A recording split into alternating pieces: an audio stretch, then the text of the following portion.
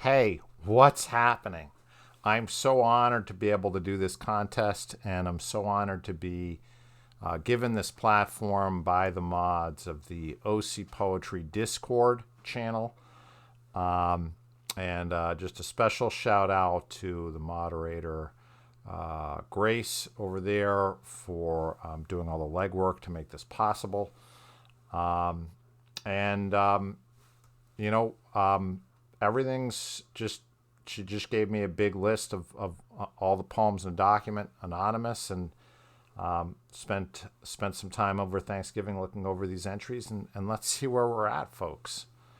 I found a lot of there was either really interesting poems that weren't necessarily focused specifically on the Eurydice and Orpheus, any aspect of their relationship, or there were poems that were focused on that, but had a lot of technical issues. So I tried, in general, to focus on the poems that were most technically promising, and as much as possible, were really wanted to talk about this marriage, this relationship, since that was the assignment. So we'll start with the we'll work from kind of weaker to stronger here. We'll start with kind of these I would consider to be poems that were kind of on my radar, things I was considering that grabbed me on some level, and we'll just discuss kind of what spoke to me and what I'm reacting to as I'm going through this. Marriage was a tempering, a cooling into stone. It's kind of an interesting gambit for an opening.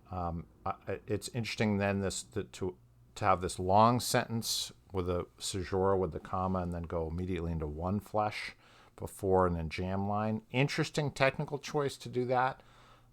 So these really long lines are, I think, interesting, but a little challenging. One flesh divided across quarters, cracked apart among rooms. So I'm having trouble completely understanding what's going on here, what's being divided amongst rooms. Perhaps it was that Orpheus and Eurydice are separated. The room beneath me, and then we introduce the I here. The sound of lyre string bleeding through floorboards. Again, so there's some provocative and interesting imagery, but a lot of the stuff isn't kind of immediately strong working out of the first line. So unfortunately, there's a lot of strong poems that open really effectively from the first line. And I think this marriage was a tempering, a cooling into stone is interesting. But then we got to justify that immediately before making a new stanza, I would think. Okay, let's look next. Orpheus, be still, you troubadours, and listen close. Okay, very kind of romantic English. Kind of maybe we could go as far as 19th century, but not quite modern. Be still, you troubadours, and listen close. His song echoes yet. See that this is another kind of anachronism here. Echoes yet through these serpentine porticos, and more kind of an over self-consciously poetical. So this is ironic, or even a parody. This might work. Round us now like the morning dew. So that would be another kind of very highly poetical thing, which drips from frond to outstretched frond and never strikes the ground. Follow it back, find the source. So I like the impulse of this poem to kind of appropriate this kind of high register romantic diction and do something with it. But it doesn't quite break through this surface that it's created into calling into question why we're using this kind of very formalized high diction. Okay. Reflections on Eurydice's bottom surgery. And if you ever looked in the dark, you'd see the strangest outlines, gold filigree in carnelian stone, your mother's necklace with the broken chain hanging like a pocket watch from the hangman's grin, waiting on the sidelines for an audience. So I like this very, very imagistic approach, kind of this barrage of different imagery coming at me from different perspectives. I assume that the bottom surgery means that Eurydice has changed genders, not just gender identities, but the actual gone ahead and had surgery to kind of reconfigure. And that's a really interesting idea, but I'm not sure. This imagery seems to be describing something else, I think. So I'm interested. Jagged fragments, cheap hotels, not the edges of box wine nights and German chocolate, watching the rain stop. So all this stuff is really, really interesting. Very specific. I think they're kind of almost like pressure hitting all these pressure points in this really interesting way, but it doesn't add up, and I can't connect it to the myth immediately of what's going on here. I know that in the myth, Orpheus and Eurydice are separated because Eurydice dies and is taken to the underworld. And then Orpheus goes down to try to rescue her in a kind of a failed, epic fail rescue mission. And I'm not sure really what's going on here. I can't see Orpheus here, but maybe there's this idea that Eurydice becomes Orpheus through this operation. And I think the poem wants to speak to that if we never look back. But I can't really get a complete grip on it. Now, maybe another editor would, and that this would then be the winning poem. To me, it's really interesting. It's certainly a top finish here. So let's see where we go. I think we're closing in. So we're not quite at the top three yet, but I think we're close to top 5 now. Yeah, this is top 5. Okay, so now I think we're kind of, in my estimation, again, this is all fairly subjective, we're kind of going up another notch a little bit into folks who I think are really bringing to bear all the different elements. My dear Eurydice, what did I know of love? And we, so young, your breath hot on my neck. So this is a little bit of a cliche, your breath hot on my neck. The knobs of your spine, that's better. As the tall grass fell over us like a shroud. Okay. So there might be some allusion here. I think Eurydice is bitten by some type of creature and dies, I think. So there could be some kind of comparison there to, Adam and Eve and the serpent because of that. We'll see another poem that plays with that. And how shrill it was to wail through the teeth of our age when you cooled to my touch. So that's Eurydice's death, I assume. To pack my cheeks with that endless and ancient lament. So it's a little bit too much, I think. Endless and ancient. So Orpheus might not know ancient yet because, maybe. I guess he was the greatest, poet. So he could conjure anything. It's salt clutched in my throat. That's good. Its notes spat out like the hulls of sunflower seed. Okay. Again, these fruits and growth will be a key image because in Persephone, this important figure of the underworld is associated with the harvest. I learned nothing in your arms save want. Okay. That's a little bitter, and here at the burn end of my days, in the charred pool of the horizon. Okay, I sing like an oil before an unlit match. Okay, I think overall there's a good control of language here. I'm never left wondering what's going on. I think the image selection could be tightened a little bit. In terms of the stakes of this poem, also could be a little bit higher. I think we have Orpheus here mourning the death of Eurydice a little bit, And that's fine. But you know, um, okay, good. Uh, doesn't quite fit on the way I've cropped the screen. Vulpa Vulpasula. You step just like a man who has never worried about any serpent other than his own. Okay, so that's a good kind of provocation to open a poem to. Good bold proposal. You guys know I like a bold proposal. Who has never looked up or down, only forward and back. Okay, so that's then alluding to the don't look back. Orpheus is not supposed to look back. So again, we're starting to put some more of the key elements of the myth. We're putting them into the poem immediately. So in terms of this poem's ability to allude, to refer to the text that Ovid, described, this is good, effective, timely use of allusion. When did you realize I could move without a sound? Only when I danced could I hear my body above your finger plucking the tendons of your lyre.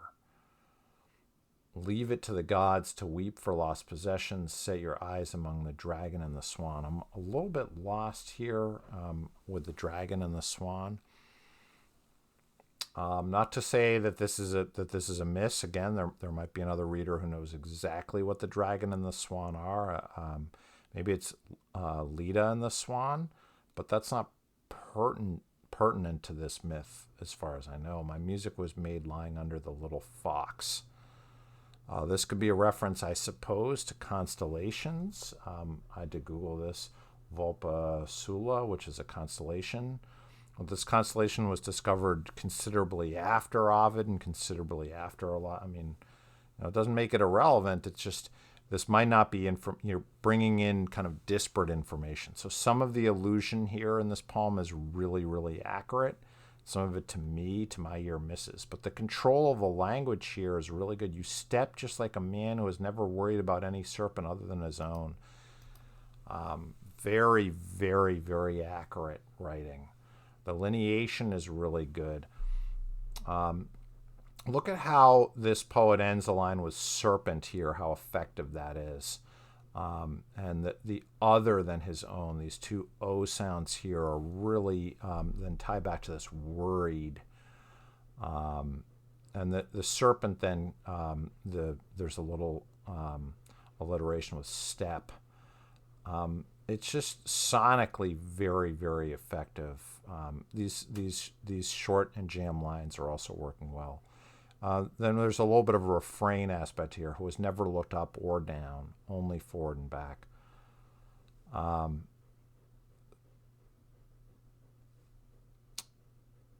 When did you realize? And then there's another question. So the poem kind of opens its scope in a really inviting and interesting way. When did you realize I could move without a sound? Because obviously, for Eurydice, for him to doubt that Eurydice is behind him as he's walking back up, he's not supposed to look back. He would have to doubt that she's behind him. And that would mean that she's soundless, that she's moving without making any sound.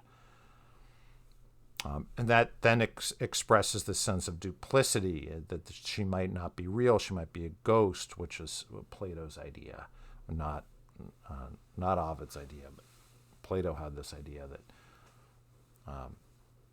Orpheus was tricked. So a lot of interesting ideas in this poem.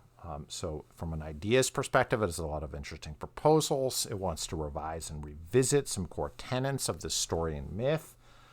The language is active and accurate. Just to me, it ends up bringing in some things that to me are a little bit out of scope. Again, we're getting into really, really strong writing. Just everything we've covered has moments of strong writing, but now we're really down to stuff that's just all really, really good. So I think this is now where we're at we're at the top finishes here. Let's look at 3 here, which actually coincidentally is I have in our 3rd place spot, Lyra. which is Lyra, what does it mean to lose our faith and the sound of footsteps? So again, the poem's opening with a bold proposal. It has this kind of rhetorical gambit it's opening with. And if you look at this clever thing that does to lose our faith and the sound of footsteps. So this is Zegma here, where strictly speaking, these two things can't be handed together in a normal like kind of prose way. But it works really well here, and it kind of normally if you say what does it mean to lose our faith ? I think a lot of readers would be like, well, that's too bald. It's cliche. But if you say, what does it mean to lose our faith and the sound of footsteps? Now you have this really interesting proposal because you're tying these two things together in this kind of really interesting way. Orpheus knows, but all that remains today is a lyra in the twilight. Okay, Orpheus does know, right? So he's had this specific experience because he did look back. So it was a loss of faith that he experienced, either in his own love or in the promises of the gods.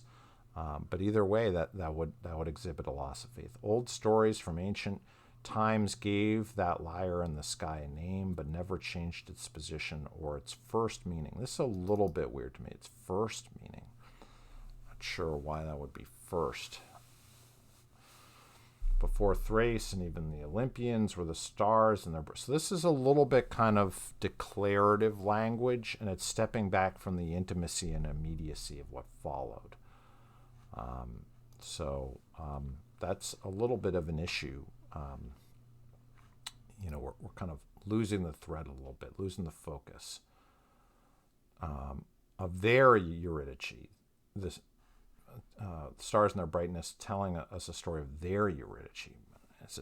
Is she theirs? I'm confused. Okay. The speckled broadcasts all backwards glances as if they could not forget some long-lost love, primordial moments shining the first lights. Okay, so I don't know. I mean, would I keep this in this position as third place or fourth? Fortunately, it doesn't really matter that much. So I think both third and fourth have their values. Volpacula probably, I would say, might be ahead of Lyra. Lyra has focus in these in this. This is just a really, really, really very, very good opening stanza. But unfortunately, then we kind of miss from there. So it's like 10 of 10 for this opener, and then not sure where we go from there. Okay. So now we will go really into announcing pretty much, for all intents and purposes, a winner and a runner-up. So this will be our runner-up, or our honorable mention, if you want. And in terms of choosing a first and second, it's a very difficult thing to do. All these poems are pretty good. You could probably see the merits in all the stuff they've covered, particularly. In that once we're in the top five, I think everything in the top five is pretty good, and a judgment call.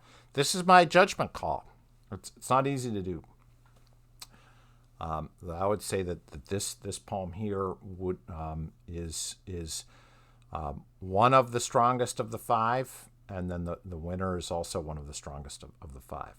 And I think arguments can be made which way that would go. I'm going to say this is a runner-up, and I will explain why that is. Persephone, her hand on Eurydice's knee. Dear child, grapeless and sober, he lusted for me too. Good opening. Men like that crave blossoms to pluck, gilded strings for their lyres. Remember how he loved you until your leaves turned.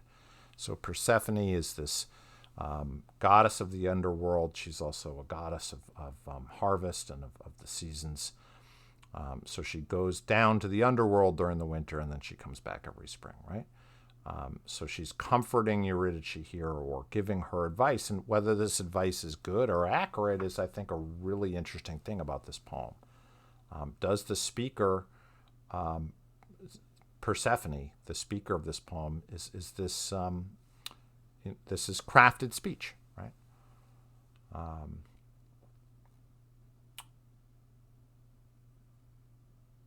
How he loved you until your leaves turn. Gold, maroon, colors of wisdom, but you tremble, brittle, hold out for spring as if you will ever live one again.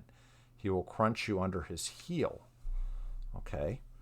Fuck the nymph who rises from your rot. Weave her garlands. He will write his green song from her name. Now you could say that this is kind of excess of diction and kind of invective that this poem incorporates would be excessive, and it is perhaps a little excessive. But the context here really matters, that Persephone is kind of in charge here, and she's also kind of asserting her dominance in her own storytelling, her own persuasiveness, that she rules here. So this invective is also kind of a show of her force. And she's also describing aspects that she personifies, this seasonality of herself. Girl, you're an autumn shade now.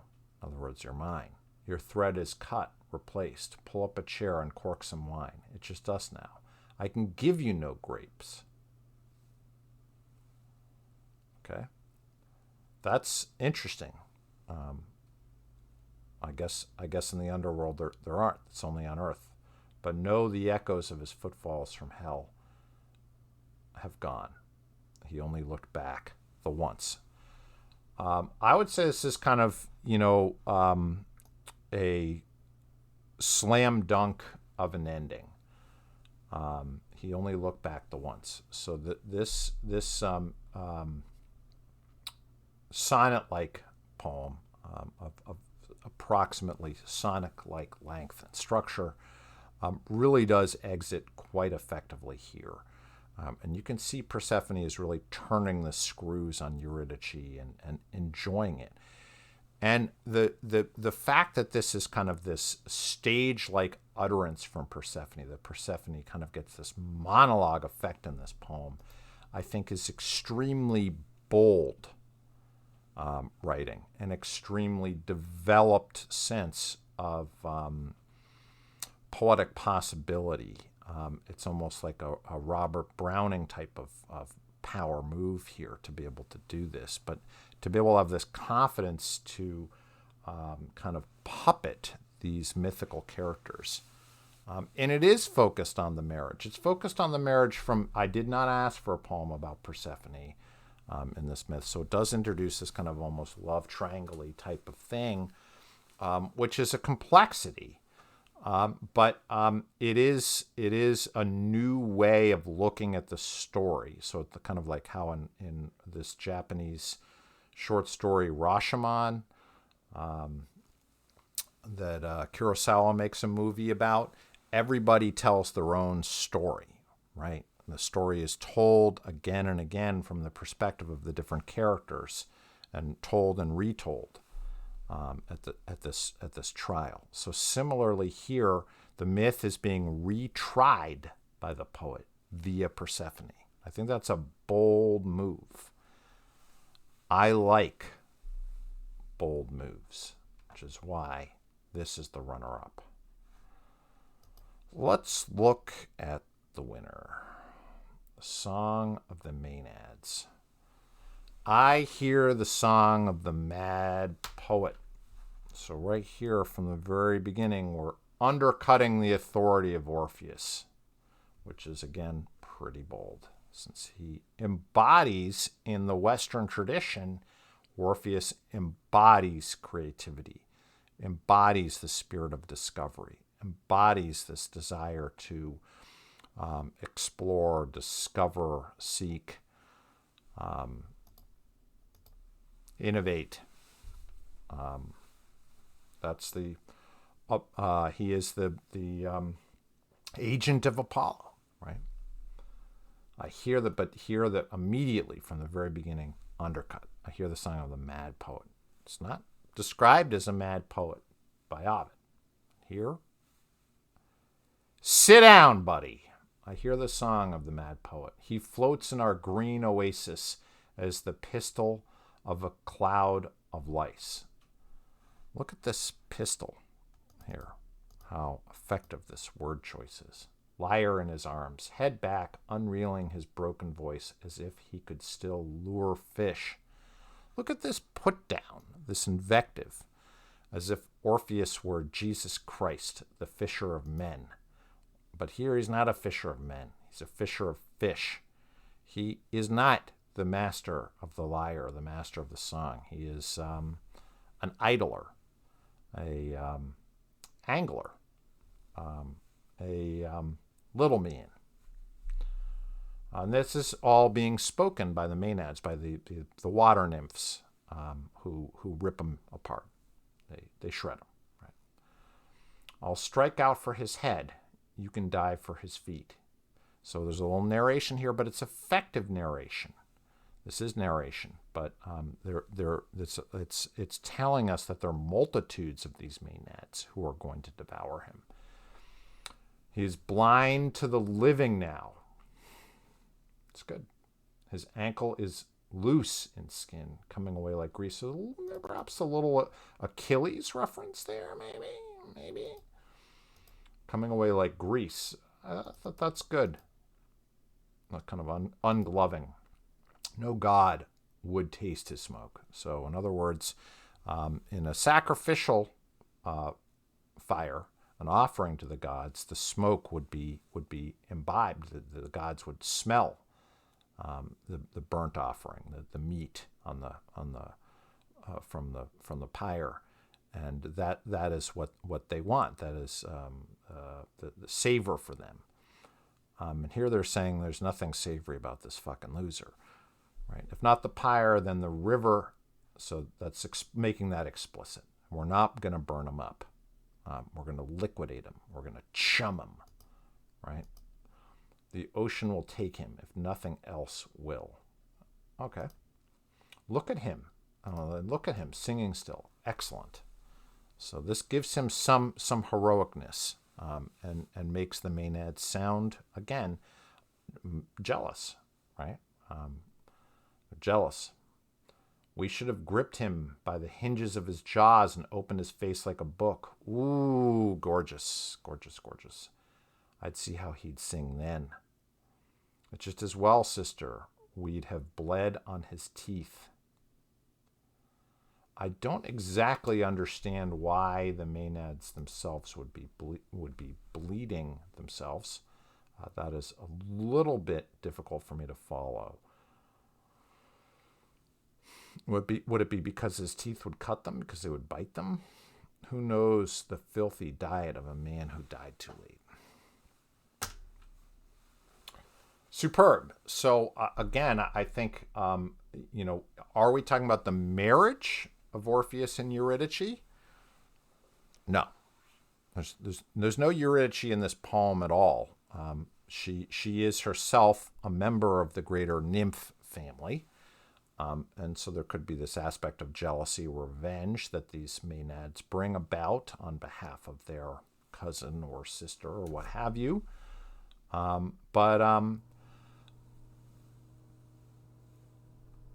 that's fairly oblique. I make this poem, declare this poem the winner, not because of its faithfulness to the assignment, but many of these poems were not very faithful to the assignment, to be fair. But I award it the winner because of the excellence and the daringness to undercut Orpheus and show us this problem in poetry of,